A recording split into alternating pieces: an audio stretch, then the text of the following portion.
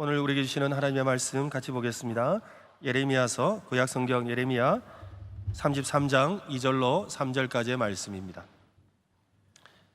우리 잘 아는 말씀인데요.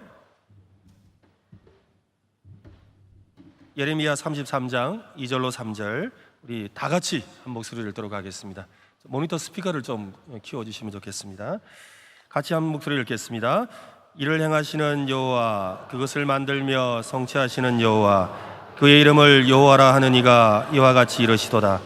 너는 내게 부르짖으라. 내가 내게 응답하겠고 내가 알지 못하는 크고 은밀한 일을 내게 보이리라. 아멘. 여러분 잘 나오셨습니다. 네, 태풍이 부는 이 밤에 하나님께서 태풍과 같은 은혜 주실 줄로 믿습니다. 네, 옆 사람에게 한번 인사하시죠. 잘 나오셨습니다. 은혜 많이 받으십시오. 네, 우리 같이 서로 좀 축복하면 좋겠는데요. 여러분 이 노래 아시는지 모르겠습니다. 저는 이 노래를 굉장히 좋아하거든요. 제가 이 교구사역을 할 때는 항상 무슨 모임을 하든지 이 노래를 부르고 시작을 합니다. 오늘 여러분에게도 이런 하나님의 축복이 있으면 좋겠는데요. 물된 동산이라는 찬양입니다. 한번 같이 찬양하겠습니다.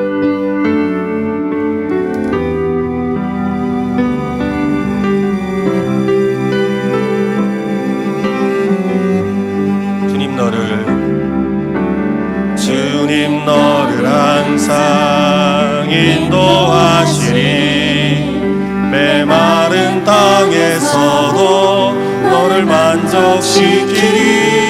너는 물든 동산 같겠고 마르지 않는 샘 같으리. 너는 물된 동산 같겠고 마르지 않는 샘 같으리. 주님 너를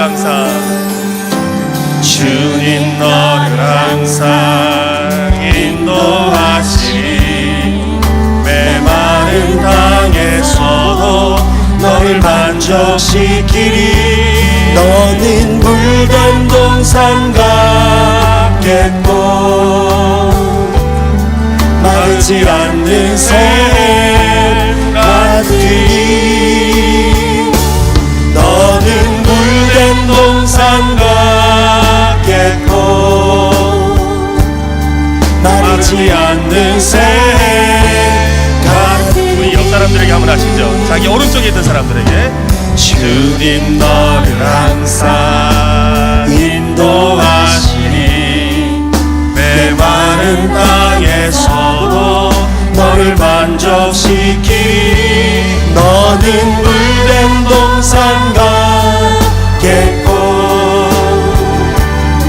마르지 않는 샘 같으리. 너는 물된 동산 같겠고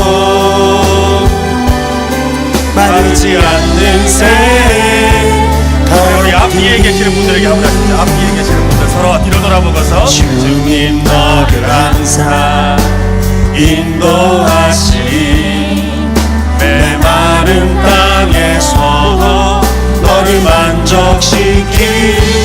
너는 물된 동산 같겠고 마르지 않는 샘 같으리. 너는 물된 동산 같겠고 마르지 않는 샘 같으리. 너는 물된 동산, 너는 물된 동산 같겠고 마르지 않는 샘 같으리. 너는 물된 동산 같겠고 마르지 않는 샘 같으리. 우리 옆 사람들에게 한 말씀하시죠. 당신은 물된 동산입니다. 마르지 않는 샘입니다. 마르지 않는 샘. 여러분 이번에 찬양할 때는요, 너는을 나는으로 바꿔서 하시죠. 나는 물된 동산 같겠고 나는 마르지 않는 샘 같습니다. 주님 나를 항상 합시다. 자기 자신을 향해서 가슴에 손을 기도하십시오. 주님 나를 항상 인도하시니 내 마른 땅에서도 나를 만족시키니 나는 물된 동산 같겠고 마르지 않는 샘가들이 나는 물된 동산 나는 물된 동산 같겠고 마르지 않는 샘가들이 자기 자신한테 하는데 서툰 것 같아요. 다시 한 번 더. 주님 나를 항상 인도하시니 내 마른 땅에서도 나를 만족시키니 나는 물된 동산 같겠고 마르지 않는 샘가들이 나는 물된 동산 나는 물된 동산 같겠고 마르지 않는 한 번 더 자기 자신을 향해서 나는 물된 동산 나는 물된 동산 같겠고 마르지 않는 샘가들이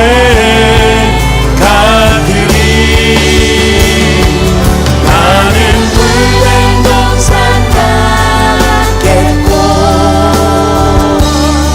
마르지 않는 샘가들이 여러분 자기 자신에게 한 말씀 하시죠. 나는 물된 동산입니다. 나는 물된 동산입니다. 나는 마르지 않는 샘입니다. 나는 마르지 않는 샘입니다. 내 속에서는 끝없이 주님의 샘이 흘러납니다. 내 속에서는 끝없이 주님의 샘이 옆 흘러나옵니다. 사람에게 한 말씀 하시죠. 내 샘에 와서 물을 길어 가세요. 내 샘에 와서 물을 길어 가세요. 오늘 주님의 은혜가 우리 속에서부터 흘러나서 하나님의 큰 은혜가 임하는 특별한 밤이 되기를 예수님의 이름으로 축원합니다. 아멘. 하나님의 큰 은혜가 함께 하실 줄로 믿습니다. 아멘. 오늘 저는 부르짖는 기도에 대해서 함께 말씀을 나누려고 합니다. 제목이 부르짖으라 발음이 잘 안 되는데요. 부르짖으라입니다. 여러분, 능력 있는 그리스도인으로 살아가려면 몇 가지 권능을 받을 필요가 있습니다. 물론 이 권능을 받는 데는 아무런 조건이 없습니다. 그저 하나님의 자녀가 되기만 하면 됩니다. 모든 하나님의 자녀들에게 오직 은혜로 우리에게 권능을 주십니다. 오늘은 그 중에서 그 권능 중에서 기도의 권능을 받는 비결에 대해서 함께 살펴보고 은혜를 나누고자 합니다. 먼저 갖게 되는 질문은 우리는 왜 기도의 권능을 받아야 하는가라는 것이지요. 첫째 이유로 승리하는 그리스도인의 배경에는 언제나 기도하는 삶이 있기 때문입니다. 사도행전 6장 4절에 보면 우리는 오로지 기도하는 일과 말씀 사역에 힘쓰리라 라는 말씀이 있습니다. 초대교회가 굉장히 부흥을 했습니다. 그러자 사도들이 말씀을 전하고 기도하는 사역 외에 교회의 여러 가지 일들을 하게 되었습니다. 그러다 보니까 말씀 전하는 것과 기도하는 사역에 집중할 수가 없었지요. 그래서 7집사를 세우기로 했습니다. 근데 그 7집사를 세워서 그들에게 교회의 여러 가지 일을 맡기고 사도들은 말씀과 기도 사역에 전무하기로 했던 것입니다. 그런데 재미있는 사실은 7집사를 세울 때 7집사의 자격 조건이 있었습니다. 그 자격 조건이 무엇이었느냐 하면 성령과 지혜가 충만한 사람이었습니다. 여러분, 성령과 지혜가 충만하다. 이건 무슨 말입니까?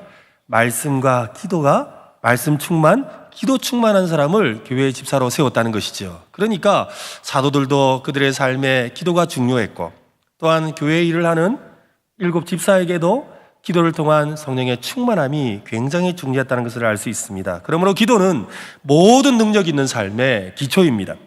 우리는 기도를 통해서 끊임없이 하늘로부터 살아갈 힘을 공급받습니다.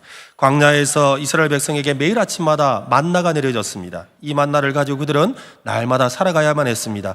어제의 만나로 살아갈 수는 없었습니다. 날마다 그날 아침에 주시는 새로운 만나를, 새로운 하나님의 은혜를 체험하고 공급받으며 살아가야 했습니다. 그처럼 오늘 우리의 삶에도 마찬가지입니다. 우리는 날마다 자기 자녀들에게 베푸시는 하나님의 그 은혜와 능력을 공급받아야 합니다. 어제의 능력으로는 오늘을 살 수가 없습니다. 그러므로 기도는 하나님의 능력을 또 공급받는 통로이고 또 하나님과 함께하는 삶을 살게 만듭니다.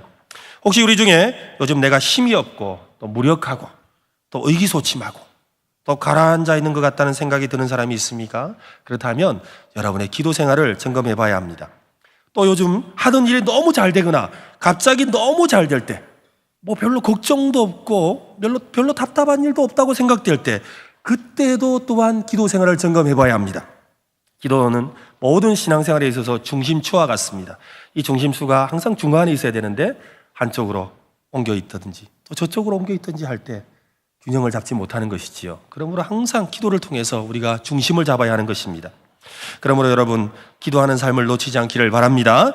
두 번째 이유는 기도할 때 성도는 거룩해지고 또 경건해지기 때문입니다. 기도는 설명보다 직접 해보는 게 좋지요. 기도에 대해서 아무리 설명을 많이 해도 정작 기도하지 않으면 아무 소용이 없습니다. 성령에 대해서 아무리 많은 설교를 듣고 강의를 들어도 성령 받지 않으면 아무 소용이 없지요. 마찬가지입니다. 기도도 하지 않으면 소용이 없지요. 그래서 오늘 밤에 설교가 끝나고 난 뒤에 간절히 기도하는 시간을 가지려고 합니다.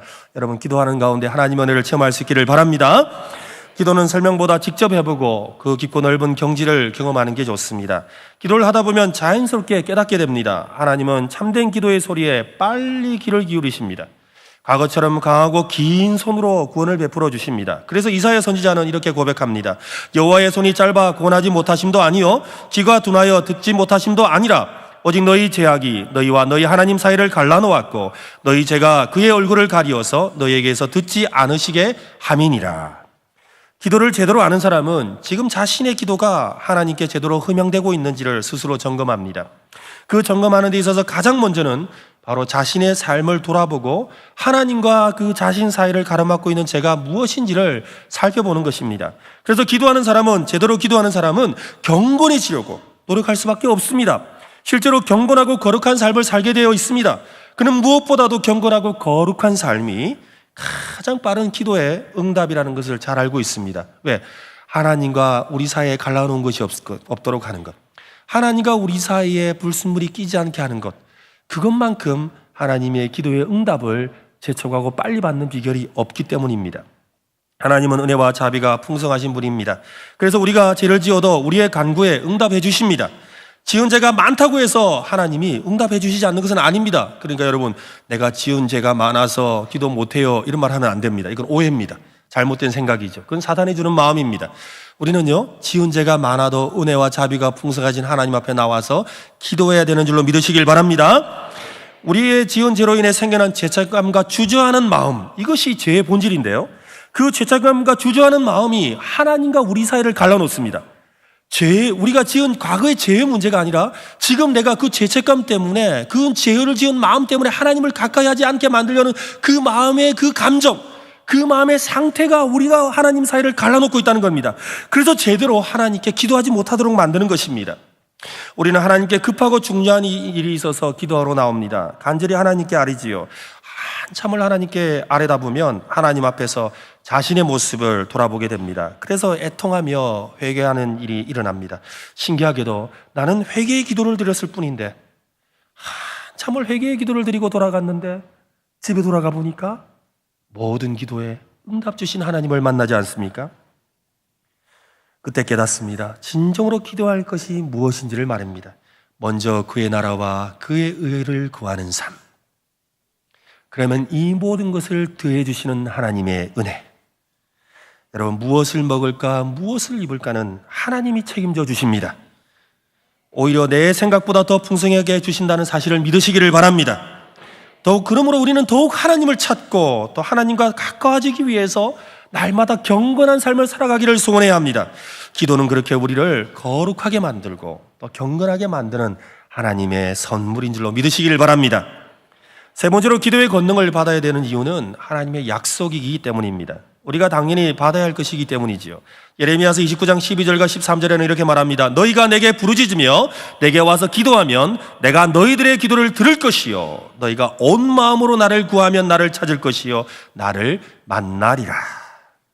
또 에베소서 1장 3절에는 찬송하리로다 하나님 곧 우리 주 예수 그리스도의 아버지께서 그리스도 안에서 하늘에 속한 모든 신령한 복을 우리에게 주시되. 그렇습니다. 하늘에 속한 모든 신령한 복을 주셨음을 알았던 이 사도 바울은 에베소 성도들을 위해서 기도를 합니다. 너희 마음의 눈을 밝히사 그의 부르심의 소망이 무엇이며 성도 안에서 그 기업의 영광의 풍성함이 무엇이며 그 힘의 위력으로 역사하심을 따라 믿는 우리에게 베푸신 능력의 지극히 크심이 어떠한 것을 너희로 알게 하시기를 구하노라.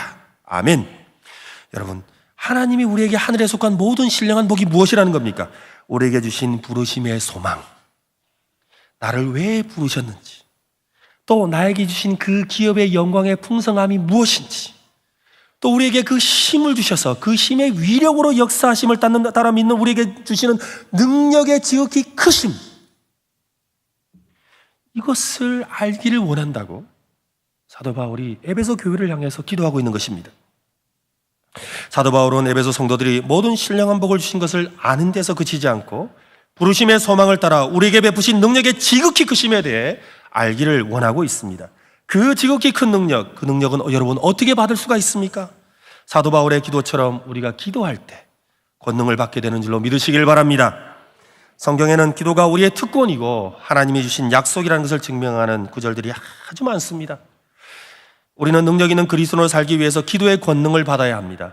저는 여러분이 기도를 통해 두 가지 응답을 받았으면 좋겠습니다. 오늘 밤에 그 두 가지 응답을 받고 돌아갔으면 좋겠습니다.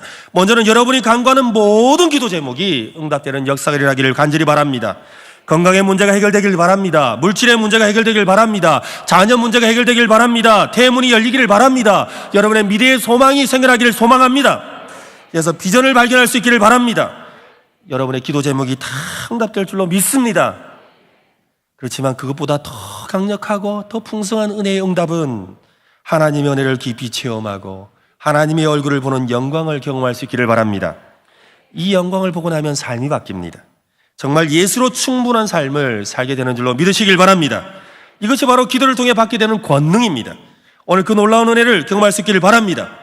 너희가 내게 부르짖으며 내게 와서 기도하면 내가 너희들의 기도를 들을 것이요 너희가 온 마음으로 나를 구하면 너희가 온 마음으로 나를 구하면 나를 찾을 것이요 나를 만나리라.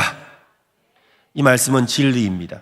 하나님께서 우리를 만나주신다는 것은 인간에게 주어진 가장 놀라운 약속이고 은총입니다. 그런데 이 놀라운 은혜는 하나님을 진심으로 찾고 찾는 사람에게 임합니다. 이 사실을 우리는 이미 잘 알고 있습니다. 그렇지만 전심으로 기도하지는 않지요. 그저 자신의 필요한 것을 위해 기도할 뿐입니다. 그래서 더 이상 기도할 제목이 없으면 자리를 털고 일어나 가지요. 아유, 뭐 더 기도할 것도 없고 기도하러 가시지요. 기도 안 합니까? 요즘에는 뭐 기도할 제목도 없어요. 그러다 보니 특별한 문제도 없고 기도할 거리도 없을 때는 당연히 기도를 쉬게 되죠. 오늘 이 자리에 오신 여러분 중에 기도 제목도 없는데 오신 여러분, 하나님이 특별한 은혜를 주실 줄로 믿습니다. 여러분, 기도 제목 갖고 오신 분은 다 응답받고 돌아갈 줄로 믿습니다. 여러분, 그 어떤 기도보다 우선하고 또 어떤 기도보다 아름다운 기도는 하나님을 찾고 구하는 기도입니다. 온 마음으로 하나님을 구하고 찾는 기도, 그 기도가 있는 밤이 되기를 바랍니다. 하나님은 모든 아름다움과 풍성함의 근원이십니다. 그러므로 하나님을 알고 하나님을 경험하게 될 때 하나님께 속한 모든 풍성한 것은 자연스럽게 내 것이 되고 따라오게 됩니다. 여러분 한번 생각해 보십시오. 제가 얼마 전에 저희 집에 이 감귤나무를 하나 묘목을 사가지고 키운 적이 있습니다.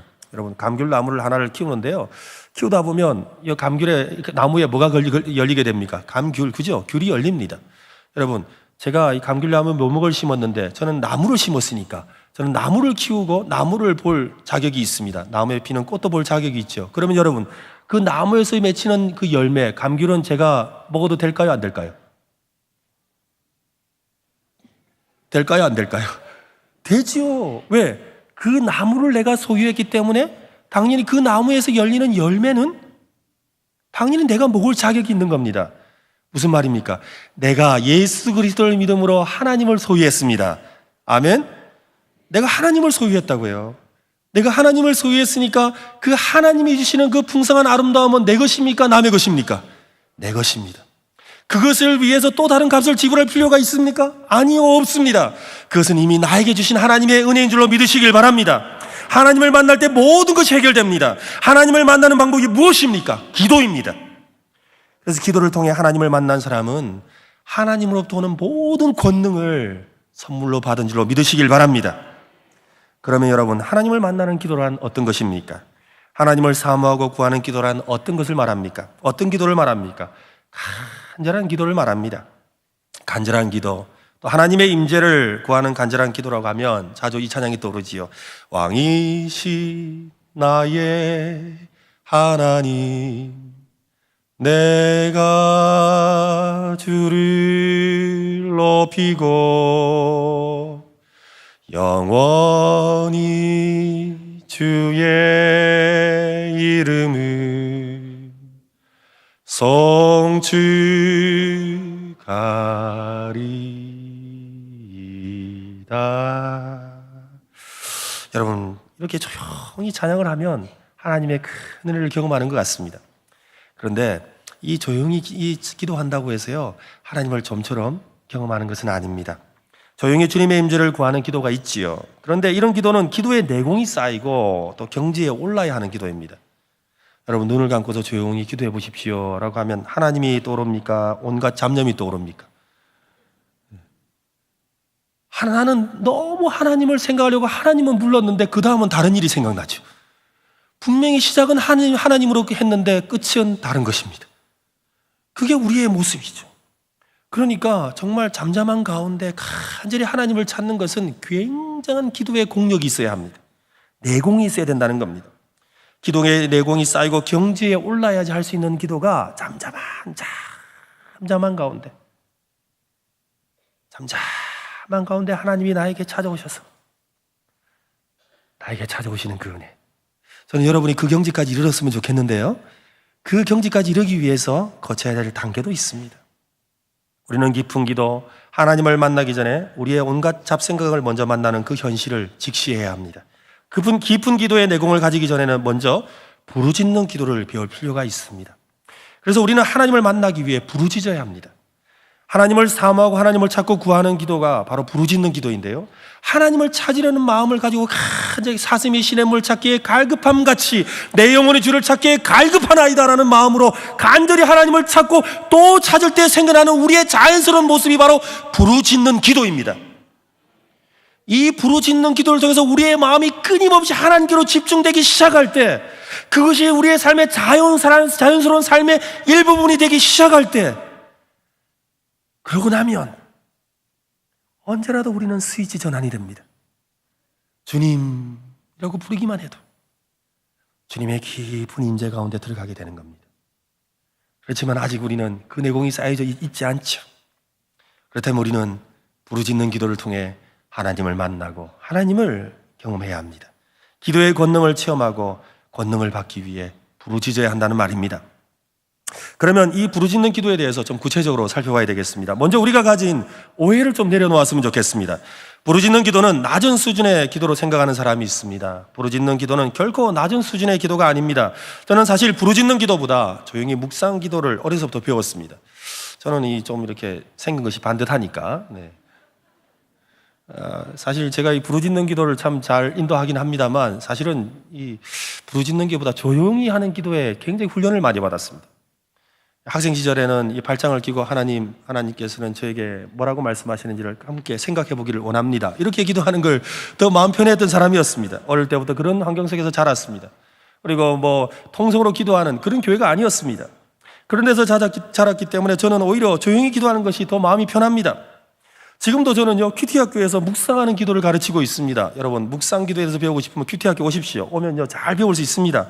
저는 부르짖는 기도에 대해서 조금도 수준 낮은 기도라고 생각하지 않습니다. 단지 기도하는 때를 잘 분별했으면 좋겠습니다. 새벽 기도 시간에 모두들 조용히 기도하는데 또박또박 큰 소리로 기도하면 안 됩니다, 여러분. 지혜롭지 못한 거예요.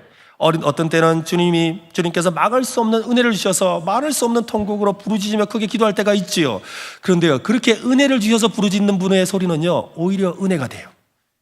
그리고 주변에 있는 사람들이 함께 은혜 받아서 같이 동성기도하는 역사가 일어납니다. 그게 성령께서 함께 하시는 은혜지요. 성령께서 점령시켜 주시는 거죠. 그렇지만은 그냥 부르짖는 것밖에 몰라가지고 막 습관적으로 자꾸 소리내어 부르짖는 분들은요, 조용히 기도의 골방에 가서 좀 부르짖을 필요가 있습니다. 기도실에 가셔서 부르짖는 것이 더 좋습니다. 근데 반대의 경우도 있습니다. 오늘처럼 이 철야 기도에 와서는 부르짖어야 합니다. 평소에 부르짖지 못했던 것, 새벽에 꾹꾹 눌러놨던 걸 이 철야 기도에 와서 마음껏 쏟아부어야 돼요. 그래서 막 목이 터져라 하고 주님께 좀 부르짖으면 여러분 돌아가시길 바랍니다. 부르짖는 시간에 조용히 묵상하겠다고, 그래서 철야 기도에 왜 이래 음악이 시끄러우냐고, 조용히 좀 하면 안 되겠냐고, 사람들이 왜 이렇게 크게 기도하냐고 조용히 기도해달라고 하는 것은 좋지 못하지요. 부르짖는 시간에 조용히 묵상하겠다는 것, 그거는요 내가 기도 시간에 자겠다고 작정한 거나 마찬가지입니다. 여러분, 때를 따라서 부르짖기도 하고 조용히 묵상도 해야 합니다. 어찌되었건 부르짖는 기도는 수준 낮은 기도가 아닙니다. 부르짖는 기도는 하나님 앞에 엎어진 마음으로 드리는 간절한 기도입니다. 이제 구체적으로 살펴보겠습니다. 첫 번째로 부르짖는 기도는 자신을 낮추는 겸손한 기도입니다. 시편 기자는 하나님께서 받으시는 제사에 대해서 말씀합니다. 하나님께서 구하시는 제사는 상한 심령이라 하나님이여 상하고 통회하는 마음을 주께서 멸시하지 아니하시리이다. 상한 심령은 찢어진 마음, 또 터진 마음, 또 깨어진 마음을 말합니다. 여러분, 언제 우리는 상한 심령이 됩니까? 언제 터지고 찢어진 마음을 경험합니까? 내가 할 수 있다고 생각했던 모든 것이 제대로 돌아가지 않을 때입니다. 모든 문이 막히고 모든 것이 막혀서 더 이상 아무것도 할 수 없을 때입니다. 더 이상 자신의 능력과 자신을 신뢰하지 못할 때이지요. 그때는 그저 막막하고 답답합니다. 마음이 찢어져서 마음이 뭐라고 할 수도 없고 뭘 기도해야 될지도 모를 정도로 답답한 그런 때가 있지 않습니까? 부르짖는 기도는 바로 이러한 상한 심령을 소유한 사람이 드리는 기도입니다. 눈물로 드리는 애통하는 기도입니다. 바싹 엎드리고 납작이 엎드려서 드리는 기도입니다. 언젠가 이렇게 기도하는 분을 만난 적이 있습니다. 그토록 자신만만하고 아주 그냥 자기 능력으로 살아간다고 당당하고 또 믿음도 잘 지키고, 그래서 내가 이렇게 믿음 생활에서 큰 능력 받았다고 이야기하는 그런 분이었습니다. 그토록 믿고 의지하던, 그런데 그분이 그토록 믿고 의지하던 일이 뜻대로 풀리지 않는 겁니다. 그냥 외통수에 걸린 것처럼 딱 걸려서는 풀리지가 않는 겁니다. 그러다 보니까 그동안 자기가 그 일을 통해서 하나님께 영광을 돌리겠다고 또 기대하고 또 사람들에게 자랑했던 일이 한순간 다 막혀서 아무것도 할 수 없는 상황이 되어버렸습니다. 더 이상 그 일을 두고 사람 앞에 자랑할 수도 없고 그저 바라는 것은 지금 상황에서 벗어나서 그냥 정상적으로만 돌아가도 좋겠다. 그냥 아무것도 없어도 되니까 그냥 정상적으로만 돌아가면 좋겠다 할 정도의 그런 마음이 고작 생길 정도였습니다. 제가 수양회를 인도하고 있을 때였는데요. 그 집사님이 수양회에 오셔서 기도하기 시작하셨습니다. 앞에 나오지도 못하고 저 뒤에 앉아서 기도를 하는 겁니다. 하나님께 기도하며 부르짖기 시작합니다. 처음에는 그냥 아버지 하지요. 그러다가 나중에는 너무 이제 속에 있는 게 답답하니까 속에 마음에 그 마음을 쏟아내기 시작을 합니다. 그러면서 한참을 하나님께 부르짖으며 기도를 하는 겁니다. 한참을 기도 인도를 하다가 그 집사님을 다시 한번 봤습니다. 저기 집사님이 앉아 계시는데요. 얼마나 울며불며 기도를 했든지 어디에도 과거의 그 당당함은 온데간데가 없는 겁니다. 그래서 주님 앞에서 어린아이들이 그 막 떼쓰면서 기도할 때처럼 그냥 덜썩 주저앉아가 이러면서 기도를 하시는 거예요. 아버지 이러면서 기도하시는 거예요. 진짜 꼭 어린아이가 그냥 이렇게 이러고 있는 것 같아요. 그 모습을 보는데 정말 어린아이 같은 모습이었어요. 그렇게 하나님 앞에 막 울며 보채면서 기도하듯이 기도를 하시다가 한참을 기도하다가 이분이 갑자기 엎드리는 거예요. 그리고 흐느끼며 하나님을 부릅니다. 아버지 주여. 그렇게 한참을 기도하고 나서 고개를 드는데 그 집사님의 얼굴이요 환하게 빛이 나는 겁니다. 너무너무 아름답고 환한 빛이 가득한 집사님의 얼굴을 보았습니다. 하나님을 만난 것이지요. 애통하며 낮게 엎드려 부르짖는 그 집사님에게 하나님이 찾아오셨는 줄로 믿으시길 바랍니다. 너는 내게 부르짖으라. 내가 내게 응답하겠고 내가 알지 못하는 크고 은밀한 일을 내게 보이리라. 상한 심령으로 드리는 기도는 쏟아놓는 기도입니다. 마음을 쏟는 기도입니다. 주님 앞에 자신의 모든 것, 마음의 깊은 곳에 있는 것을 쏟아놓는 기도입니다. 여러분은 이런 기도를 드려본 적이 있습니까? 저도 마음이 답답하고 막막한 순간에 그냥 주님을 이름을 부르며 마음을 쏟아놓습니다. 한 번씩 제가 이런 이야기를 하면 목사님이 답답할 일이 뭐가 있어요? 그러면서 괜히 무슨 죄를 지었나 의심을 하시는데 죄 지은 게 아닙니다, 여러분. 그냥 하나님 앞에 더 쓰임 받고 싶고 더 하나님의 일을 하고 싶은데 잘 풀리지 않지요. 또 하나님의 능력을 더 많이 받아서 마음껏 하나님의 역사를 하고 싶은데 잘 되지 않을 때가 있습니다. 너무 속이 상하죠. 난 더 하나님 앞에 달아서 하나님 앞에 달아 빠지기를 원하는데 내가 녹슬고 있다는 생각이 들 때 너무 답답하지요. 또 하나님 내가 저런 사역도 더 힘있게 하고 싶은데 능력을 주지 않을 때 답답하죠. 그럴 때 하나님 앞에 간절히 눈물로서 기도할 수밖에 없습니다. 특히 철야기도 시간에 그렇게 하나님께 마음을 쏟으며 기도합니다. 마음의 깊은 것을 쏟아넣을 때 하나님과 더 깊은 만남의 자리로 나아가는 것을 봅니다. 어떨 때는 막 방법이 없습니다. 그냥 저도 똑같이 기도합니다. 주여 주여 외치다가 또 어떨 때는 주여 이러다가 어떨 때는 주여 주여 주여 이러고 있습니다. 저도 그러게 해야죠. 뭐 하나님 앞에 그 방법밖에 없는데. 철저하게 자신을 낮추지 않으면 드릴 수 없는 기도가 상한 심령으로 드리는 기도입니다. 철저한 애통의 마음을 가지지 않으면 드릴 수 없는 기도입니다. 사도 바울은 상한 심령으로 드리는 기도를 위해 경건한 슬픔을 소유하라고 말합니다. 고린도전후서 7장 10절에는 하나님의 뜻대로 하는 근심은 후회할 것이 없는 구원에 이르게 하는 회개를 이루는 것이요 세상 근심은 사망을 이루는 것이니라. 하나님의 뜻대로 하는 근심, 이것을 다른 번역에서는 하나님의 뜻에 합당한 슬픔이라고 합니다. 경건하고 거룩한 슬픔이라는 말입니다. 계속해서 11절에서는 보라 하나님의 뜻대로 하게 된 이 근심이 너희로 얼마나 간절하게 하며 얼마나 변증하게 하며 얼마나 분하게 하며 얼마나 두렵게 하며 얼마나 사모하게 하며 얼마나 열심 있게 하며 얼마나 벌하게 하였는가. 너희가 그 일에 대하여 일체 너희 자신의 깨끗함을 나타내었느니라. 상한 심령으로 거룩한 슬픔을 가지고 주님 앞에 기도할 때 그가 깨끗하게 되었다고 말하고 있습니다. 우리는 상한 심령, 하나님의 뜻대로 하는 근심과 슬픔을 가져야 합니다. 그런 근심과 슬픈 마음을 가지고 드리는 기도가 바로 부르짖는 기도입니다. 지난주에 제가 예수로 충분합니까? 충분합니다라는 제목으로 말씀을 전했는데요. 그러면서 저는 예수로 충분하다는 이야기를 하면서 쭉 설명하다가 제가 친구도 없고 그러고 있는데 많은 분들이 웃으시면서 은혜를 많이 받으셨어요. 그래서 이 세상의 친구들을 나를 떠나도 하면서 그때 또 주님이 은혜 주셔서 제가 눈물을 흘렸는데요. 보니까 설교에 은혜 받지 않으시고 눈물의 은혜를 많이 받으신 것 같더라고요. 근데 저희 집에 돌아가니까 저희 집에 고등학교 다니는 우리 딸이 있는데 얘가 아빠가 오늘 그 찬송하면서 울 때 친구들이 자기한테 그랬다는 거예요. 시은아, 네 아빠가 외롭단다. 친구가 좀 되어주라. 오늘 집에 가거든 너가 아빠 좀 안아주라 이랬다는 거예요. 제가 외로워서 우는 줄 알고 은혜 받아서 우는 건데 사실 저는요 설교하다가 자주 이런 눈물을 흘릴 때가 많습니다. 다 큰 사람이 설교하다가 눈물을 흘리니까 사실 좀 부끄럽기도 하고 또 좀 안 그랬으면 좋겠다는 생각이 들기도 합니다. 그런데 사실 저의 이 눈물은 기도의 응답입니다. 저는 상당히 무미건조하고 또 이성적인 신앙생활을 또 사역을 해왔습니다. 사역을 한참 하다가 문득 제 마음에 그런 생각이 들었어요. 십자가의 은혜, 예수님의 사랑을 생각할 때 마음에 감동이 없다는 생각이 드는 거예요. 옛날 처음에 그 주셨던 은혜는 있는데 그 뒤로 너무 이렇게 그 은혜를 그냥 이성적으로 전하고 있는 내 자신을 발견했습니다. 그러다가 문득 생각이 났는데 어릴 적에 우리 교회 목사님은 늘 설교를 하시다가 또 기도하시다가도 하나님의 은혜, 예수님의 사랑, 십자가의 은혜를 이야기하면 눈물을 흘리시더라고요. 제가 그 모습을 생각하며 하나님께 기도했지요. 하나님, 저도 하나님의 사랑과 예수님의 십자가의 은혜를 설교할 때 눈물을 주세요. 평생 눈물이 마르지 않는 그런 이 목회자가 되게 해주세요 라고 기도를 했습니다. 여기 오늘 왔는지 모르겠습니다. 얘들 이름을 불러달래요. 현희, 홍주, 윤지야 고등부 아이들인데 제가 이야기를 하니까 자기 이름 한번 설교 시간에 불러주는 게 영광이랍니다. 얘들아, 목사님은 친구가 없어서 우는 게 아니야. 예수님이 친구가 되어주셔서 우는 거야. 아멘? 그죠? 저는 친구가 많습니다, 참고로. 어떤 분은 눈물을 신이 인간에게 준 치유의 물이라고 합니다. 눈물에는 카테콜라민이라는 호르몬이 들어있다고 합니다.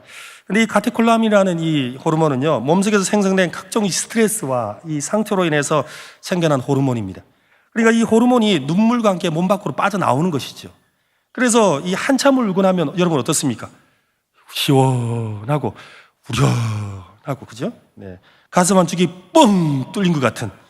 그래서 이 영화도 이렇게 눈물 나는, 또 아니면 드라마도 눈물 나는 거. 그 왜 저 찌질찌질한 거 보나 하는데 사실 가서 보고 나면 후련하니까 자꾸 보고 싶은 거예요.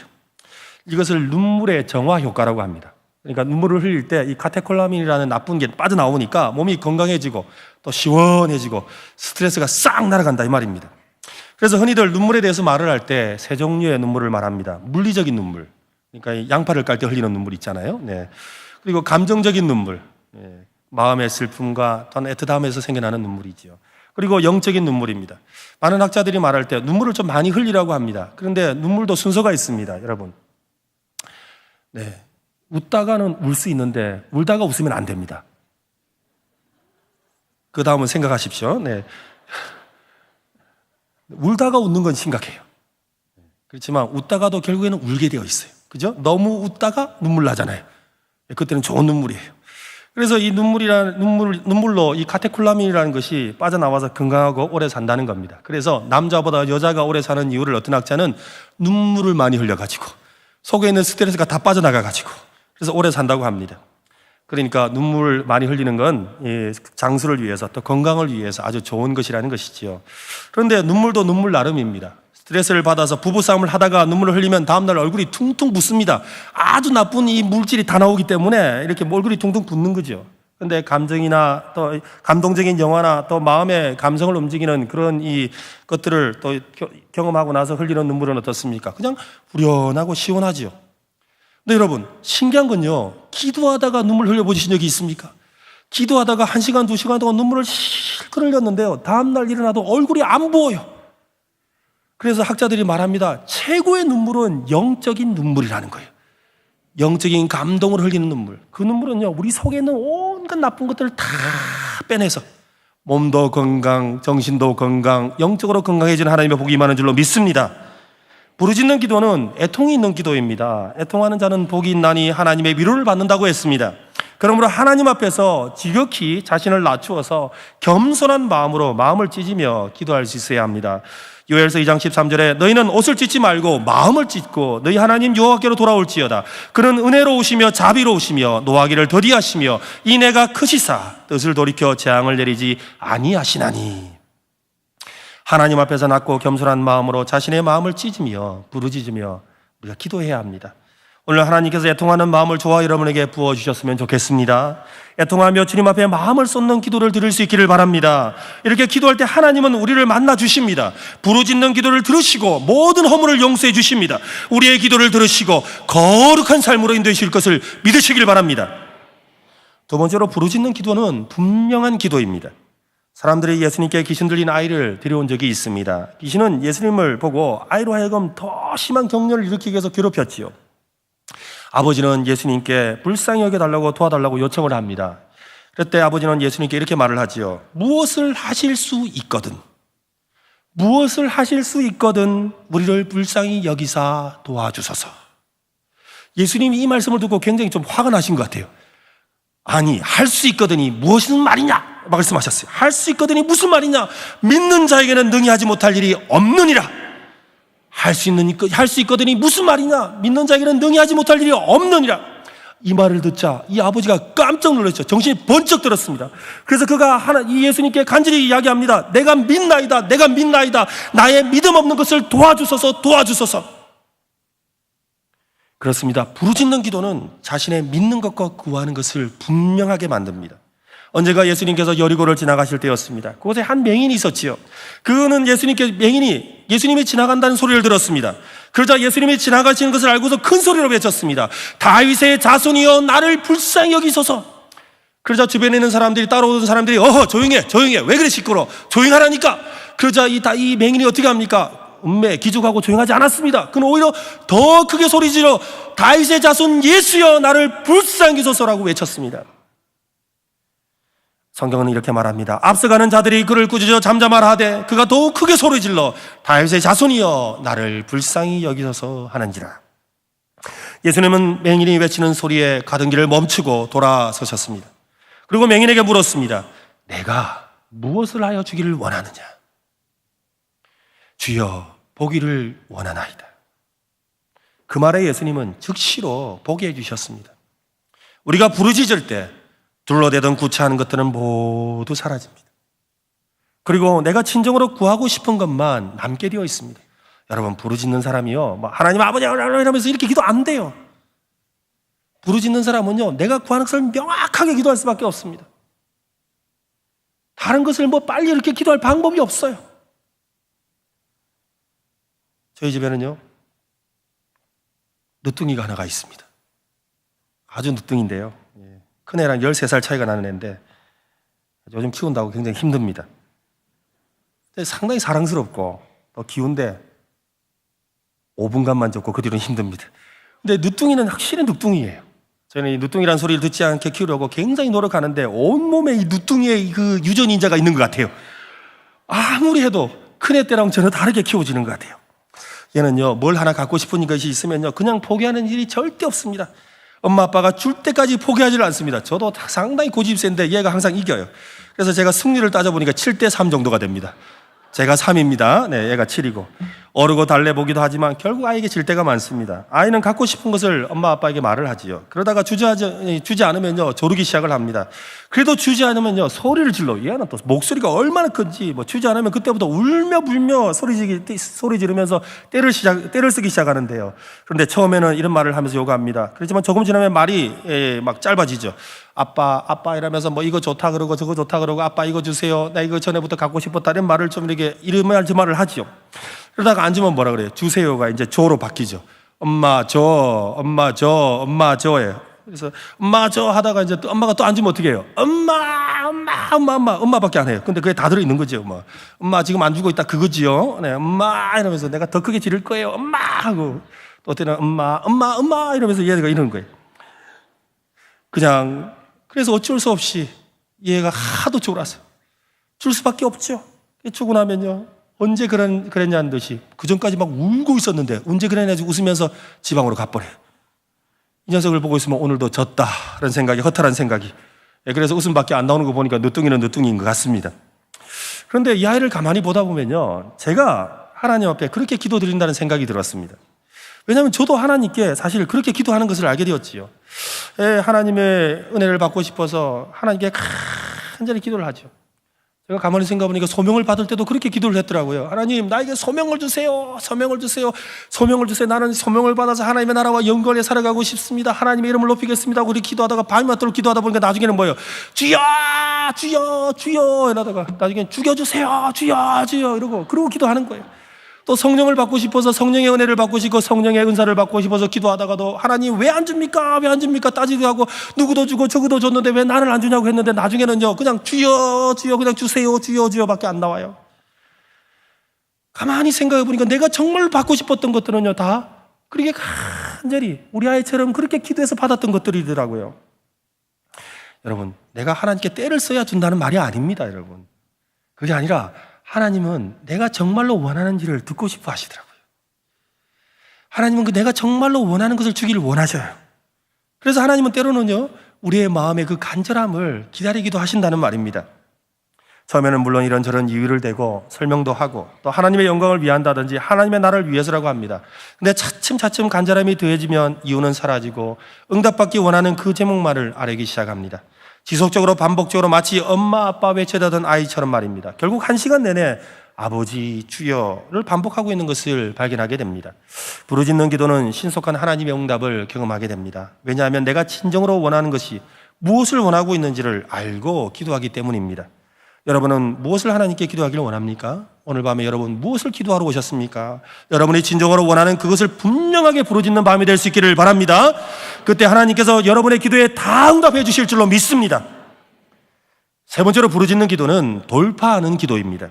우리는 살아가면서 각자의 한계에 직면하게 됩니다. 그 한계 너머에 엄청난 풍성함과 축복이 기다리고 있지만 정작 눈앞의 한계를 뛰어넘지 못해서 주저앉고 포기하는 경우가 많이 있습니다. 포기할 것인가 뛰어넘을 것인가, 우리는 늘 이 양갈래 길에 서서 머뭇거리다가 때를 놓치고 말지요. 저는 돌파라는 단어를 굉장히 좋아합니다. 저는 돌파하는 삶을 살고 싶습니다. 돌파라는 말은 강력한 공격력으로 단번에 방어선을 뚫는 그런 행위를 말한다고 합니다. 돌파는 방어가 아닙니다. 돌파는요, 강력한 공격이죠. 돌파라는 말 속에는 뭔가가 뚫리고 무너지고 부서진다는 의미가 내포되어 있습니다. 미가서 2장 13절에 보면 길을 여는 자가 그들 앞에 올라가고 그들은 길을 열어 성문에 이르러서는 그리로 나갈 것이며 그들의 왕이 앞서가며 여호와께서는 선두로 가시리라 하시니라. 여호와께서 선두로 가신다라고 성경이 말하고 있습니다. 하나님께서 선봉에 서신다는 말입니다. 모든 상황과 방어벽을 돌파하시는 분이 바로 하나님이라는 사실을 믿으시길 바랍니다. 여러분, 여리고성 전투를 한번 생각해 보십시오. 여러분, 이스라엘 백성들은 일주일 동안 이 여리고성 주위를 빙빙 돌았습니다. 그런데 백성들이 이 성을 돌았기 때문에, 이 성벽을 돌았기 때문에 무너진 것이 아니지요. 그 크고 강력한 난공불락의 요새와 같은 여리고성이 무너진 것은 무엇입니까? 여리고성이 무너진 때는 언제입니까? 마지막 날에 소리를 질렀을 때 무너졌습니다. 성경 여호수아 6장 20절에 보니까 이에 백성은 외치고 제사장들은 나팔을 불매 백성이 나팔 소리를 들을 때에 크게 소리질러 외치니 성벽이 무너져 내린지라. 백성이 각기 앞으로 나아가 그 성에 들어가서 그 성을 점령하고.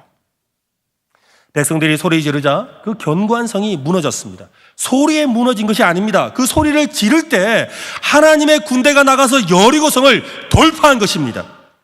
그렇습니다. 우리가 부르짖을 때 하나님은 우리의 모든 막힌 것을 향해 돌파해 주시는 줄로 믿으시길 바랍니다. 오늘 여러분, 여러분의 삶에 돌파해야 될 여리고성은 무엇입니까? 그 성을 빙빙 돌고 있지만 말고 이제 돌파하는 기도, 주님께서 돌파해 주시도록 부르짖는 기도를 드려야 합니다. 하나님께서 돌파해 주실 것을 믿으시길 바랍니다. 시편 18편에는 우리를 향한 하나님의 약속을 발견합니다. 내가 환난 중에 여호와께 아뢰며 나의 하나님께 부르짖었더니 그가 그의 성전에서 내 소리를 들으시며 그의 앞에서 나의 부르짖음이 그에게 들렸도다. 이에 땅이 진동하고 산들의 터가 요동하였으니 그의 진노로 말미암음이로다. 여호와께서 하늘에서 우레소리를 내시고 지존하신 이가 음성을 내시며 우박과 숯불을 내리시도다. 그의 화살을 날려 그들을 흩으시며 많은 번개로 그들을 깨뜨리셨도다. 하나님은 우리의 부르짖는 기도에 응답하십니다. 우리가 부르짖을 때 하나님은 선두로 나가셔서 돌파하시면서 화살을 쏘며 우리 앞에 막혀있는 모든 방어벽을 돌파하시는 분인 줄로 믿으시기를 바랍니다. 때로는 번개를 내려주신다고 합니다. 번개를 내려서라도 그 벽을 무너뜨려 주시는 분이 바로 하나님이십니다. 부르짖는 기도는 하나님의 돌파를 경험하는 기도입니다. 돌파하시는 하나님을 만나고 돌아가길 바랍니다. 특별히 여러분, 오늘 밤에 기도할 때 우리 대한민국에, 우리 한국교회에 가로막고 있는 이 안타까운 현실들을 좀 위해서 기도하기를 원합니다. 여러분, 한국교회를 한번 바라보십시오. 오늘 우리 목사님들과 같이 이야기를 하다가 정말 이 대한민국이 미쳐가는 것 같습니다. 그렇지 않습니까? 군대에서도 이상한 일이 터지고 어디 학교에서도 이상한 일이 터지고 세계, 우리 전국에 어디에 정상적인 일이 하나도 없어요. 그런데 한국교회가 지금 어떻게 하고 있습니까? 겸비하여 하나님께 부르짖어야 될 한국교회가 어떻게 하고 있습니까? 오늘 주님 앞에 기도하기를 원합니다. 돌파하는 기도가 일어났으면 좋겠습니다. 더 이상 이 한국교회가 이렇게 주저앉아서는 안 됩니다. 정말로 주여 우리를 사용하여 주시옵소서. 하나님, 우리를 통해 저 강력한 여리고성과 같은 저 성을 하나님 무너뜨려 주시고 하나님의 영광이 온 땅에 선포되도록 인도하여 주시옵소서. 그렇게 기도하는 저와 여러분 될 수 있기를 바랍니다. 네 번째로 부르짖는 기도는 생명력이 있는 기도입니다. 생명이 있는 곳에는 항상 움직임이 있고 소리가 있습니다. 소리는 생명이 있다는 증거입니다. 생명이 없는 곳에는 소리도 없습니다. 여러분, 죽은 사람은 아무런 소리가 없지요. 생명력이 넘치는 사람들과 함께 있으면 항상 시끄럽습니다.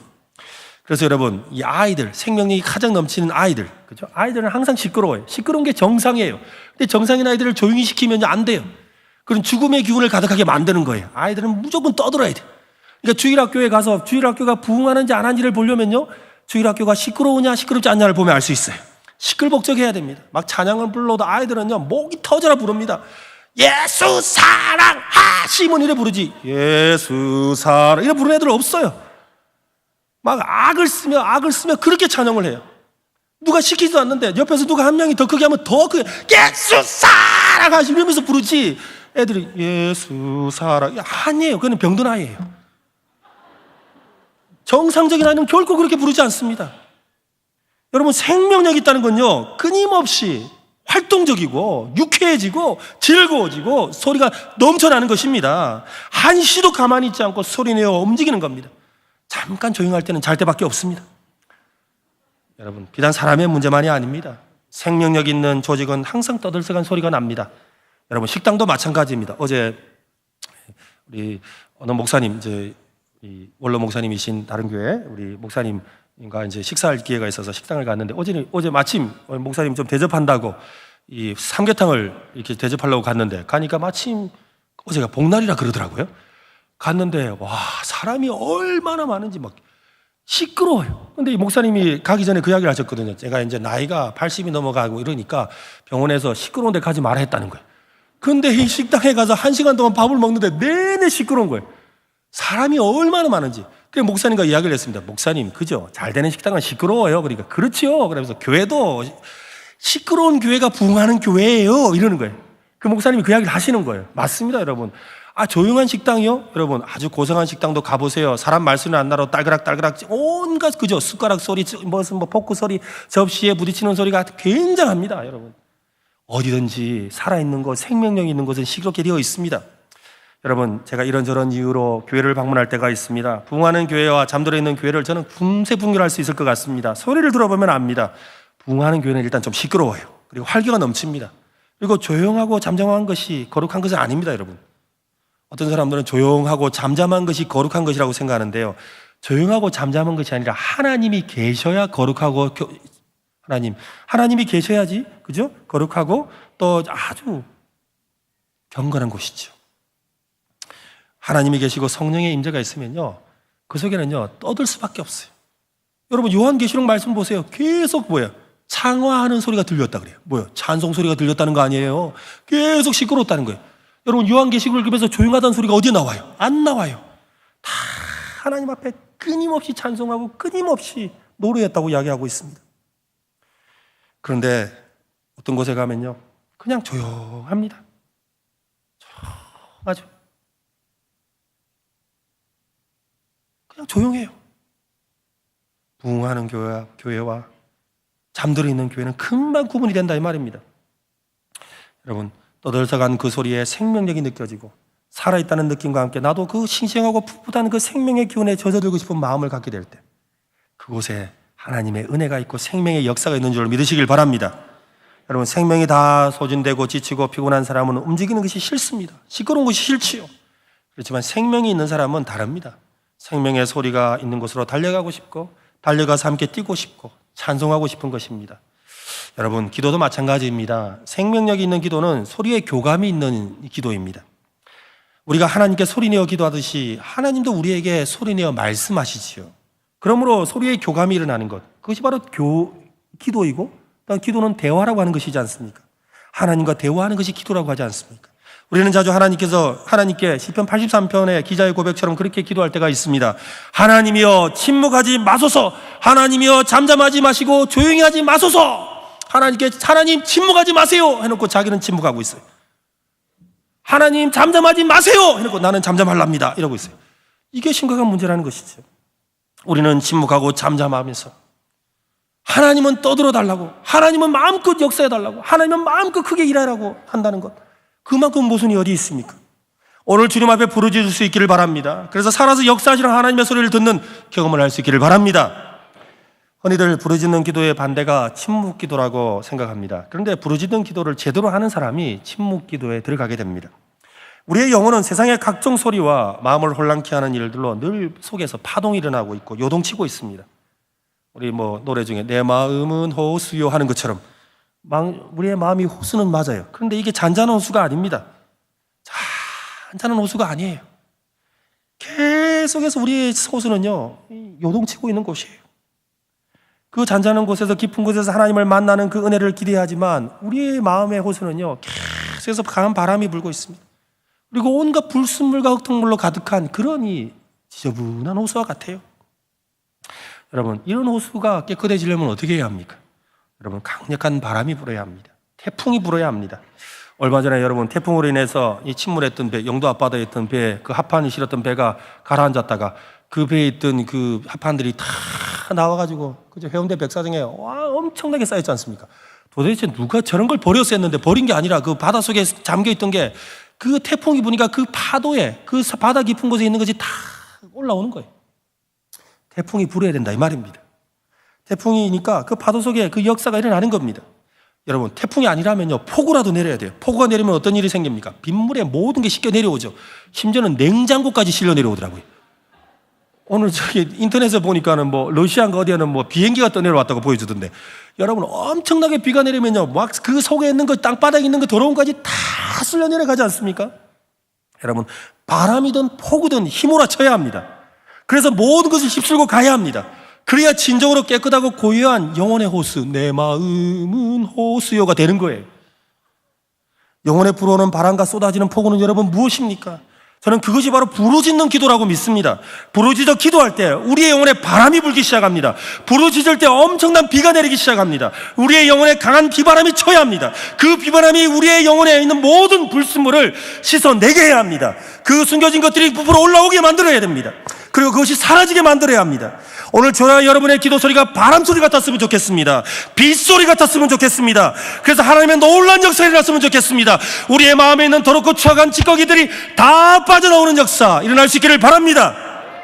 살아있는 기도, 그래서 생명력이 넘치는 기도, 주변 사람들에게 그 생명력을 전가시키는 기도, 그 기도를 드리는 오늘 밤이 될 수 있기를 바랍니다. 오늘 밤에 함께 부르짖을 때 그 놀라운 생명의 소리를 경험하는 저와 여러분이 되시기를 간절히 바랍니다. 이렇게 부르짖는 기도에 대해서 살펴봤다면 이제 우리도 부르짖어야 되지 않겠습니까? 그렇다면 어떻게 부르짖어야 합니까? 이제 부르짖는 거 그거 아무나 아무렇게나 한다고 되는 게 아닙니다. 경험이 없는 사람은요 부르짖는 기도가 쉽게 나오지 않습니다. 부르짖는 기도를 시도해보려고 하지만 정작 여러 가지 이유로 쉽게 입을 떼지 못합니다. 아마 우리 중에도 오늘 아니 그래 부르짖으라고는 하는데 뭐 어떻게 하라고 그리고 주여 하려고 그러면 생각보다 잘 안 나와요. 잘 안 됩니다. 여러분 오늘요 이 부르짖는 방법도 좀 배워야 됩니다. 이 동성기도의 경험이 없는 사람은 소리내어 기도하는 것 자체가 굉장히 어색하고 이상하기 때문에 쉽게 좀처럼 할 수가 없습니다. 그래서 성령께서 강권적인 은혜를 주셔야 돼요. 그래서 오늘 이렇게 그 철학 기도 자리 같은 데 나오면 자기도 모르게 하고서 나와져야 돼요. 강력한 성령의 임재에 휩싸이지 않고서는 쉽게 입을 뗄 수가 없습니다. 사실 저도 그랬습니다. 제가 자라온 배경이 조용히 기도하는 곳에 있다 보니까 더 그랬죠. 그때 제가 고등학교 때였는데요. 그때 당시 우리 전도사님이 굉장히 은혜가 넘치는 분이셨습니다. 그래서 같이 기도를 하는데 그날 막 성령의 은혜를 이야기하시면서 우리 같이 힘있게 부르짖으며 기도하자 그러셨어요. 그러면서 주여 삼창을 하고 간절히 소리 지르면서 기도합시다 하고 했는데 저는요 주여 주여 주여 이러고 있어요. 그러고 주절주절 하고 있는 거예요.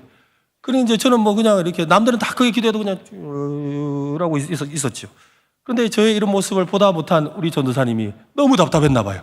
그래가지고는요, 저는 그냥 하고 있는데 갑자기 기도를 하는데 갑자기 누가 등을 막 딱 때리는 거예요. 전도사님이 하도 답답해가 등짝을 그냥 막 딱 때렸어요. 근데 딱 때리는 순간 헉 주여 이러면서 그때 터졌는데 그 뒤로 1시간 동안 제가 주여만 외치고 있었습니다. 그러니까 이 속에 사실 하고 싶은 마음인데 주절주절 하고 있는 거죠. 근데 사실 오늘 우리 중에도 그런 등을 한짝 맞으면 탁 될 분이 있을 텐데 제가 때려 드릴 수도 없고 오늘 주님께서 여러분의 등을 때려주는 역사 일어나기를 간절히 바랍니다. 부르짖는 기도는 간단해 보이지만 그렇게 만만한 기도는 아닙니다. 무턱대고 소리 지르고 악으로 깡으로 하는 기도가 아닙니다. 기도의 원리를 따라 차가분하게 한 걸음씩 훈련해야 합니다. 먼저 부르짖기 위해서는요 입을 크게 열어야 됩니다. 주여 이러면 안 됩니다. 입을 크게 벌려야 되는데 입을 열기 위해 악을 쓰며 기도할 필요는 없습니다. 성령님께서 마음을 주셔서 그렇게 기도하는 경우도 있지만 내가 악을 쓸 필요는 없어요. 입을 크게 벌리고 소리가 내 입에 머물지 않도록만 하면 됩니다. 그러니까 입에 머물지 않도록 좀 입을 크게 벌리면 됩니다. 이를 위해서 좋은 방법이 무엇이냐면 주여를 3번 부르짖는 겁니다. 주여를 3번 부르짖어야 돼요. 나더러 주여 주여 하는 자마다 천국에 못 간다 했기 때문에 한 번 더 3번을 해야 됩니다. 그래서 주여 주여 주여 전혀 성경적이지 않습니다, 여러분. 근데 주여를 외칠 때도 방법이 있습니다. 어떻게 외치느냐에 따라서 입을 열게 할 수도 있고 닫게 할 수도 있습니다. 제가 이제 가끔씩 설명을 좀 드리는 건데요. 제가 발견한 방법은 주여를 외칠 때 이 도미솔로 외쳐야 돼요. 절대 솔미도로 하면 안 돼요. 무슨 말이냐면 주여 주여 주여 입을 닫아버리는 거죠. 그러니까 도미솔로 해야 돼요. 어떻게 하느냐면 제가 한번 해볼 테니까 나중에 한번 따라 해보십시오. 주여 주여 주여 같이 한번 해보겠습니다. 시작. 주여 주여 주여 그렇게 하는 거예요. 그래 입이 열리는 거예요. 입이 열려야지 기도가 시작되는 거예요. 그런데 주여 주여 주여 절대 솔미도로 하지 마십시오. 도미솔 기억하십시오. 그래서 오늘 주님 앞에 힘있게 입을 열고 기도할 수 있기를 바랍니다. 다음으로 신령으로 부르짖어야 돼요. 시편 62편 8절에 백성들아 시시로 그를 의지하고 그의 앞에 마음을 토하라. 하나님은 우리의 피난처시로다. 부르짖는 기도는 탄식하는 기도입니다. 마음에 있는 것을 토해내는 탄식하는 기도입니다.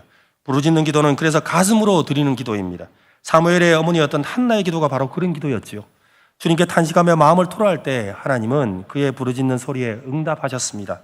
우리가 탄식하며 기도할 때 자신도 모르게 주여, 아버지 이걸 반복하게 됩니다. 근데 그 속에 우리의 마음이 다 녹아있죠. 주여도 어떻게 하느냐에 따라 다르죠. 주여, 좀 불쌍하게 달라는 느낌이 들잖아요. 그죠? 우리의 마음이 그게 녹아있어요. 주여, 이렇게 기도했는데까지 왜 안 주십니까? 주여, 이런 마음이 있죠. 또 어떨 때는 빨리 달라고 주여, 주여 이러기도 해요. 그러다가 또 어떤 때는 정말 마음에 있는 너무 속에 있는 것을 다 끄집어내고 싶어서 어떻게 주야 이렇게 하기도 하지요. 그게 다 우리의 마음을 토해내는 거예요. 또 어떨 때는 아버지, 아버지. 어떨 때는 또 너무 아버지 사랑에 감사해서 아버지, 아버지 이러기도 하지요. 그런데 그 속에 다 들어있죠. 네, 말하지 않아도, 내가 주의 이름을 부르기만 해도, 내가 주님을 찾기만 해도 우리의 오장육부를 아시고 우리의 숨은 생각하기도 다 읽어내시는 그 하나님은 우리의 기도에 응답해 주신 줄로 믿습니다. 네, 이를 위해서 여러분 오늘 주여를 100번 좀 외치려고 합니다. 네, 제가 주여 100번 외치는 기도를 제가 이제 여러 군데서 이렇게 인도한 적이 있는데요. 항상 주여를 외치다 보면 은혜가 임하는 것 같아요. 네, 주여를 100번 외치라는 말은요, 그냥 끝까지 주여만 하자는 이야기거든요. 근데 주여를 하다 보니까 정말 처음에는요, 뭘 저런 걸 시키나, 저런 이상한 걸 시키나 하는데 주여 하다가 정말로요, 성령의 역사가 일어나고, 주여 하다가 하나님을 만나고, 주여 하다가 정말 깊은 하나님의 은혜를 경험하고, 주여 하다가 정말 입술에 그 기도의 영이 열리는, 기도의 은혜가 임하는 그런 역사를 경험하는 걸 봤습니다. 오늘 여러분 주여 하다가 돌아갈 수 있기를 바랍니다. 네, 주여 할 때 주님이 만나 주실 줄로 믿습니다. 세 번째는 온몸에 힘을 주고 부르짖어야 합니다. 목에 힘은 빼야 돼요.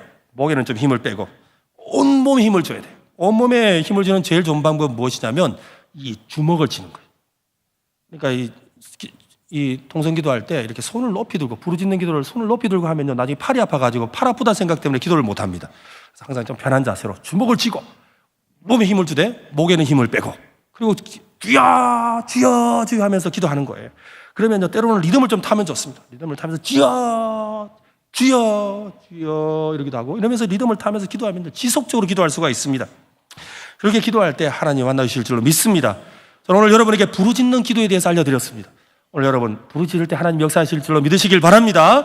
여러분 그러면 이제 더 이상 비우지 말고 기도하는 역사가 일어나길 바랍니다. 같이 기도할 텐데요, 우리 같이 찬양 안 하고 갑시다. 우리 특별히 내 갈급함이라는 찬양인데요,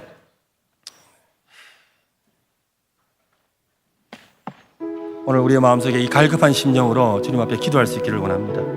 우리의 마음에 갈급한 심령으로 부르짖기를 원하는데요, 이 찬양을 같이 부르고 같이 우리가 기도하도록 하겠습니다. 같이 찬양하겠습니다. 내 갈급함 어느 것으로 채울 수 없네. 내 갈급함 상한 나의 심령에, 내 갈급함 부르짖는 소리 들으소서. 내 갈급함 주의 음성 들리네.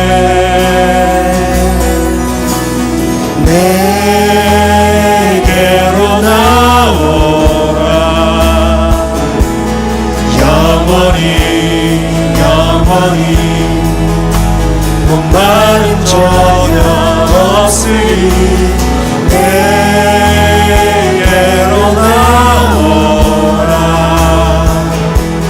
가까이 가까이 생수의 그거 대신 주께 내게로 나오라. 영원히 영원히 목마른 저녁 없으리.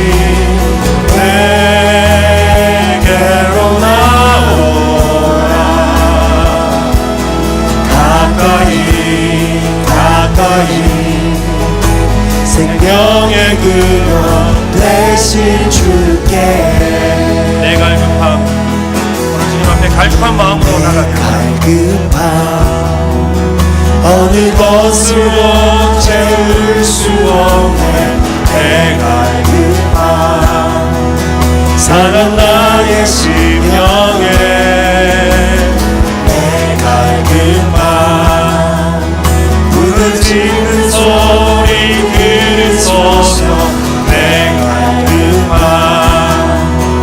주의 음성 들리네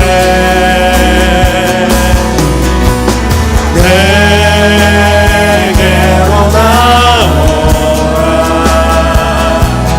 영원히 영원히 목마름 전혀 없으리 내게로 나오라 가까이 생수의 근원 대신 주께 내게로 나오라 영원히 영원히 목마름 전혀 없으리 내게로 나오라 가까이 생명의 근원 대신 우리 다 함께 자리에서 일어나서 한번 더 찬양합시다. 우리 자리에서 일어나서 내 갈급함 어느 것으로 채울 수 없는 내 갈급함 사랑 나의 심령에 내 갈급함 부르짖는 소리 들으소서 내 갈급함 주의 음성 들리네 내게로 나오라 내게로 나오라 영원히 영원히 목마름 전혀 없으리 내게로 나오라 가까이 생수의 근원 대신 주께 내게로 나오라 영원히 목마름 전혀 없으리 내게로 나오라 가까이 생명의 근원 다시 한번 더 내게로 나오라 영원히 내게로 나오라 영원히 목마름 전혀 없으리 내게로 나오라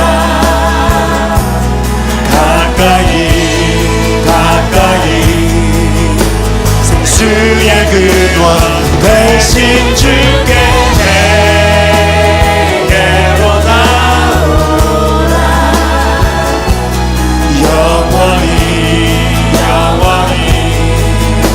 목마름 전혀 없으리 내게로 나오라 가까이 생명의 근원 대신 주께 여러분 주님께 나아갈 준비가 되셨습니까? 오늘 주님 앞에 부르짖기를 소원하십니까? 여러분 이 시간 주님 앞에 마음껏 부르짖는 기도하기를 원합니다. 여러분 부르짖는 자를 만나주신다고 하셨습니다. 너는 내게 부르짖으라 내가 응답하겠고 그거 비밀한 일을 보이리라고 말씀하셨습니다. 내가 주님 앞에 부르짖을 때 우리의 모든 막힌 것들이 돌파하는 역사가 일어나게 될 줄로 믿습니다. 내가 부르짖을 때 그토록 자꾸 만나고 싶었던 하나님을 만나는 역사가 일어날 줄로 믿습니다. 내가 부르짖을 때 하나님의 성령의 역사가 나타날 줄로 믿습니다. 여러분 이 시간 이후로 여러분 이 시간 이후의 기도의 인도자는 성령 하나님이십니다.